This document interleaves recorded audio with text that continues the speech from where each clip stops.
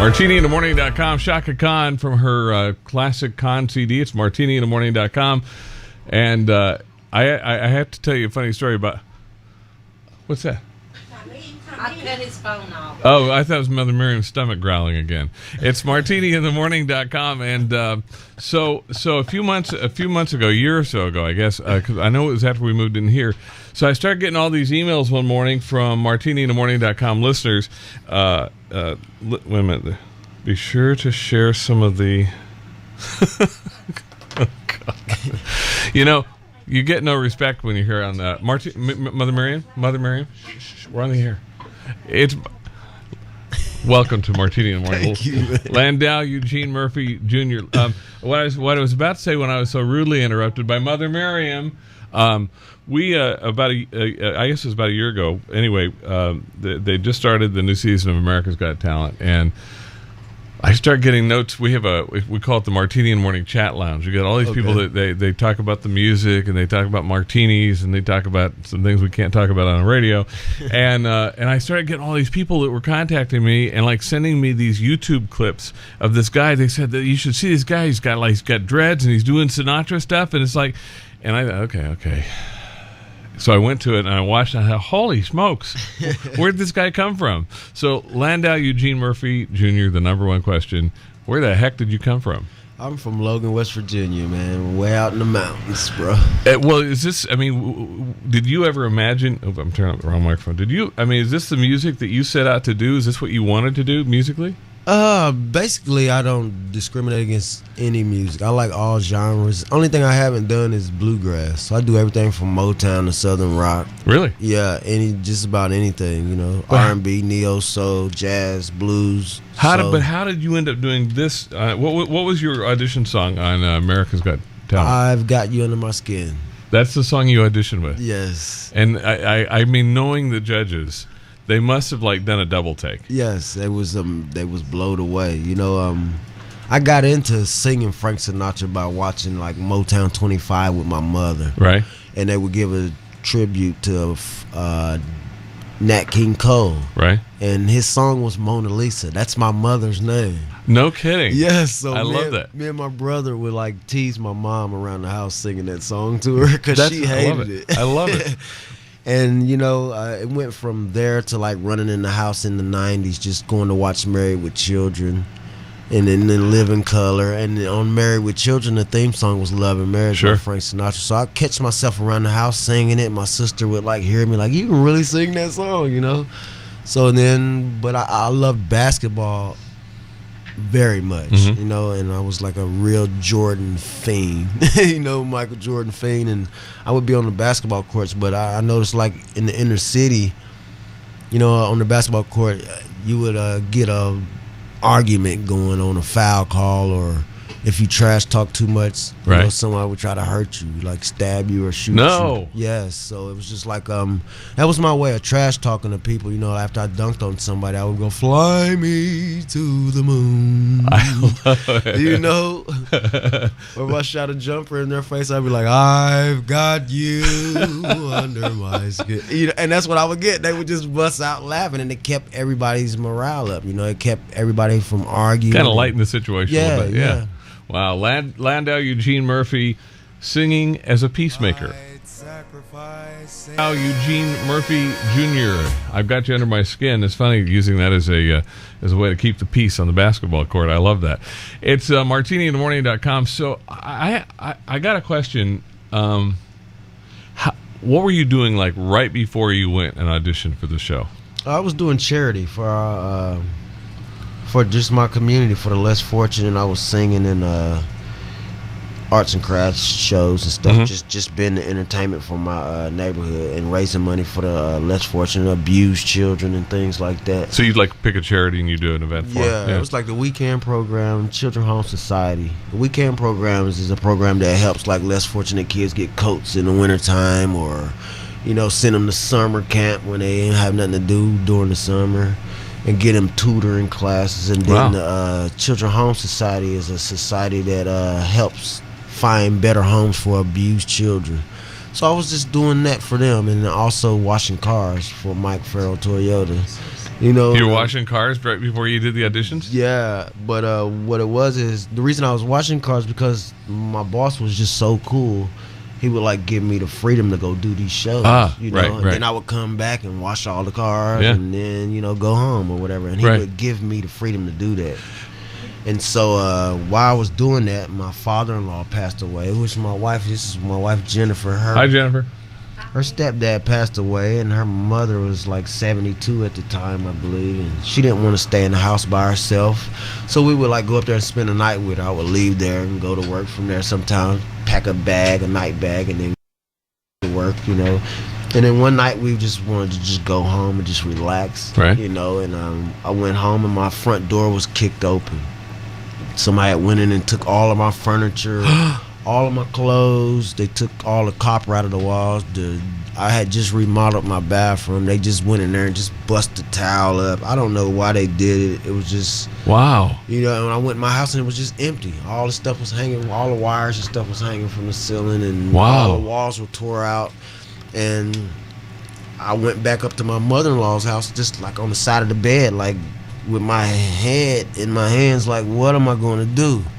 What can I do to better my life right now? I have nothing. Right. I'm at rock bottom right now. Wow. And then the voice just spoke to me. And I would say this to anybody. I really believe it was God. He was just like, you just need a bigger stage. Wow. And then I was sitting there like, a bigger stage? What are you talking about? Bigger stage.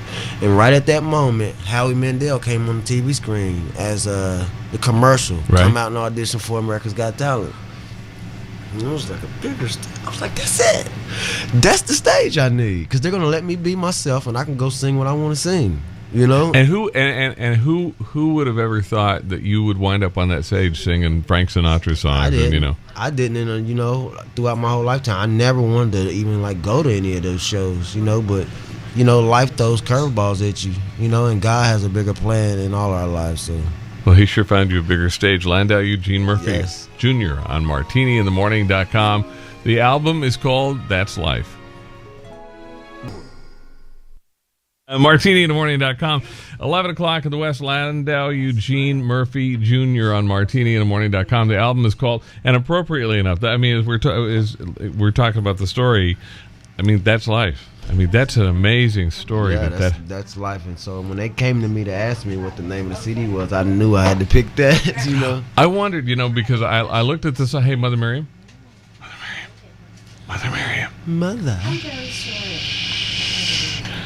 You have to kind of keep an eye on her now and then. They only let her out of the home a few hours a day, and we have fun. Hey, I meant it when I said it. When our listeners, in fact, I just saw a cat in Nottingham, Maryland, was one of the first people. She said the first time I saw Landau on America's Got Talent, I was blown away. She was one of the first people that sent me.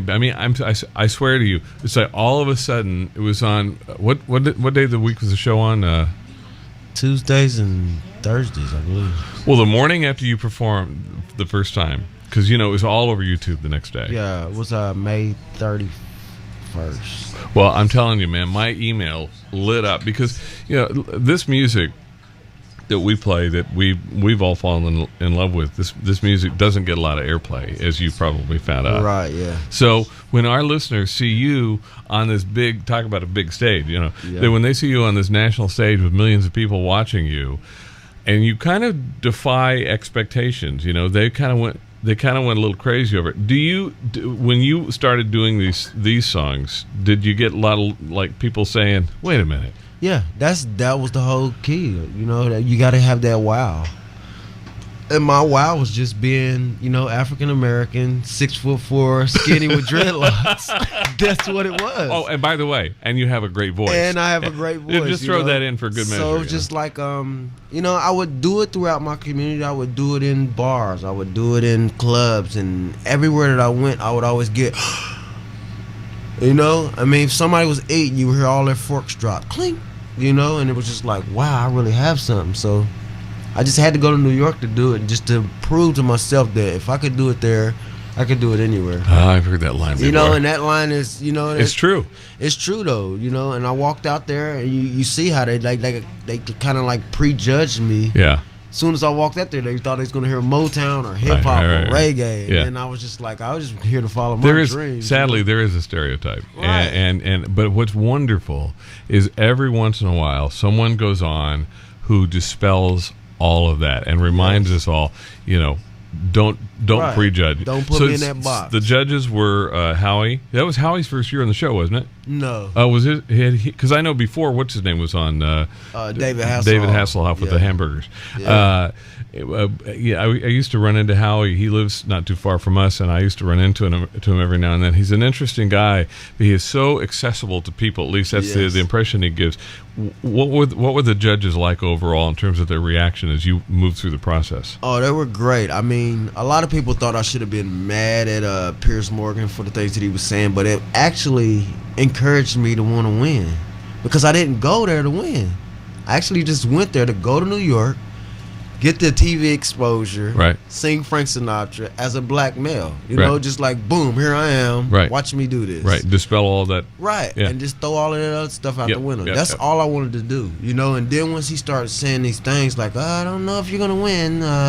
Did he really? Yeah, he was telling me, he was saying stuff like, I don't think you got it. I don't know if they're going to vote for you. So, but it was kind of like using reverse psychology on America. That's kind of like we do. We do that with Mother Miriam. We open the door and hope she won't come walking in. So What? I You I have a have a question? question. I want to You know if always this do. is no. I loved him for everything he said. Did Is really? it true Yes. that they had never heard you before you went on stage? Never. They never heard me. Okay, so that's real what they do. Yes, that's true. They don't hear you. What you do is like once you first go there. I don't know if I should talk about that. Sure you should. Is it a secret? Is it? I don't know. Okay, if you're not. Well, I mean, like I know with American Idol as an example, and I only know that because I know a bunch of people that have tried out. It's like 3 auditions. I mean, for American Idol, right? yeah. You're a judge. You get judged by some other people. Right, Just producers, regular yeah. producers of the show. And So, in other words, executive for you to get on that stage, somebody else had to I say, had to impress the executive producer first. yeah, that makes sense. And then, but then the judges themselves, they don't hear They you don't until know. you walk out They on the don't stage. know anything. So you walk out on the stage, they're thinking, Yeah. yeah. They thought, and then the I know. gum situation is, I seen the garbage can standing there, and Nick Cannon kept like walking back and forth past me to his dressing room. Well, you're singing to the garbage cans? No, I was just sitting there. I'm like warming up. Yeah. And there's a garbage can there, so I popped a piece of gum in my mouth. Yeah. And I'm like chewing it to calm my nerves. 'Cause Right. I didn't realize I'm about to go out in front of TV land. Yeah. Forget the Millions. audience. Yeah, I'm about right. to be in front of, Millions of people. Right. Yeah. So I was just like trying to calm my nerves, and I seen this garbage can like right before you go through the curtains. So I'm like, I'm gonna spit this gum out, and then I'm gonna go out and out there. But before I went out, I ended up walking past Nick Cannon. He was like, "Hold on, brother. You're supposed to talk to me first, And I walked back, and I was like, "What's up, Nick?" He was like, "How you doing, man? What's your name?" I was like, "Landau Eugene Murphy Jr. I'm about to go out here and do my thing." He's like, "You ready?"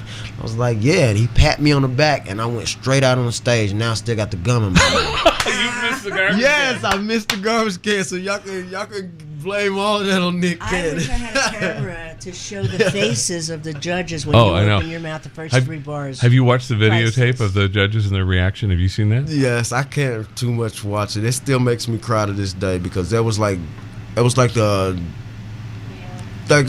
the moment that proved to myself that I could do anything. All right, now you keep it up. You're gonna make me cry.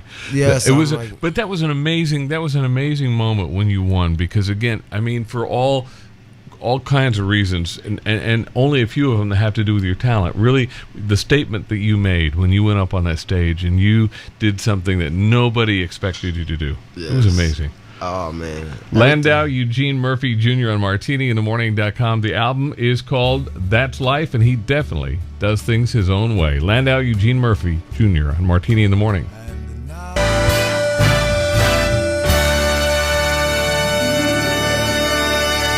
Landau Eugene Murphy Jr. on MartiniInTheMorning.com from his album That's Life, and it's certainly, I mean, did you ever expect your life to take a twist like this? Being a dreamer, yes, you do. A lot of people come and say, "No, I never dreamed in a million years." I have. I've dreamed Good for for you. 36, 37 years. To be at this point. So I just I thank God that He's blessed me with the gifts and the courage to go out there and just pursue my dreams. Well, I thank God for blessing all of us with your gifts. A couple real quick questions that I wanted to run by, and you just mentioned it when we were talking off the air. You just did a show in Houston? Yes, I did a show for the Houston Ballet. Wow. Yeah, at the Warthorne Theater. Are you doing any more? Are you touring? Anything going on? Right now, I just closed the tour. I did like 19 shows, and all of them sold out. Wow. Each show sold out, throughout the tri-states from Ohio, Kentucky, West Virginia. So close to home. Yeah, so I did a lot right there in the tri-state areas, and then I just went to Houston, and a lot of people trying to get me to Japan and trying to get me to Europe. It's amazing, man. Is it overwhelming? Not really, because I kind of expected it. Right. Because of the reaction that I always get when I go out and do it. But I'm just being myself, so it's not hard for me because I'm just out being myself. And when I'm on stage, I perform, I tell my jokes, and I mingle with the crowd. I have 4 generations of families coming to my show at one time, from the great-grandkid all the way to the great-grandmother, and they're all there together.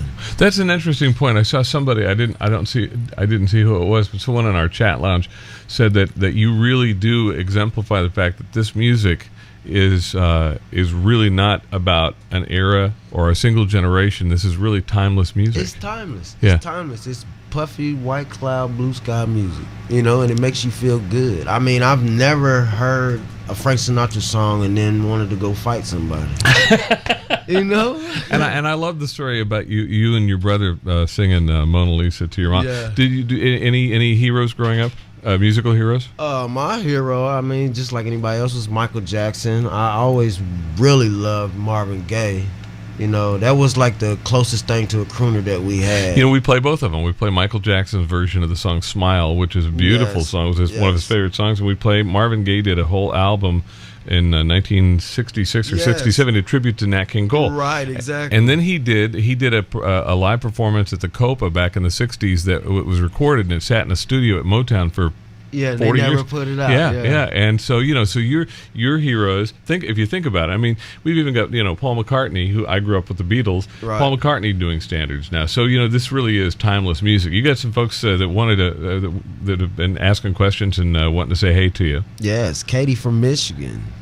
What is she asking? Katie, I don't know. I asked one of her questions. I just piled them all in together. She's in the Detroit area listening. Oh, and this is who's the second one? That's Debbie at 30 Rock in New York City. Yeah, she's the real life Liz Lemon, I think. If you ever watched 30 Rock. Then we got Momo in Tennessee. Yeah, who else? Adrena in New York City.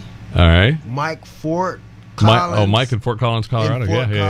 Colorado, and then Peter Holland. It's actually Peter in Holland. I have bad handwriting. Peter in Holland. Yeah, we got people all over the world listening to you right now. Wow. I just thank all of them for giving their comments and answering all their questions. I wish I could answer each and every one of you. Well, the biggest thing that you do for all of our listeners is the great music that you've brought all of us, and thanks to Steve Tyrell, our mutual friend, for helping it all come together.